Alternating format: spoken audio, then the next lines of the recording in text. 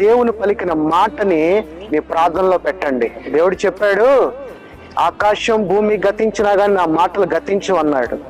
ఆయన మాటలు ఎప్పుడు ఉంటాయి. ఆ మాటని నీ హృదయ పలకల మీద రాసుకో, చెవి ద్వారా విను, నీ హృదయ పలకల మీద రాసి నీ నోటితో పలుకు దేవుని ఆత్మగా. నీలో ఉన్న రోగం కాదు, ఏదైనా గాని సమస్తము నిన్ను విడిచిపోవాల్సిందే.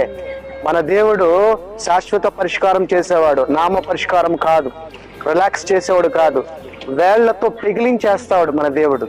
అదే యేసు ప్రభు. ఆయన నామములో సమస్తము సాధ్యము. ఇది జరగదు అనేది ఉండదండి.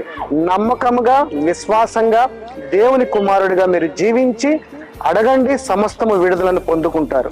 ఓకే, దేవుని కుమారుడుగా చింతపడమాకండి, కలత చెందమాకండి. లేమి వచ్చినా, బాధ వచ్చినా, కష్టం వచ్చినా దేవుని ఆత్మగా సమస్తం వాటన్నిటి మీద జయము సాధించండి. అపవాది అనేవాడి మీద జయము సాధించండి.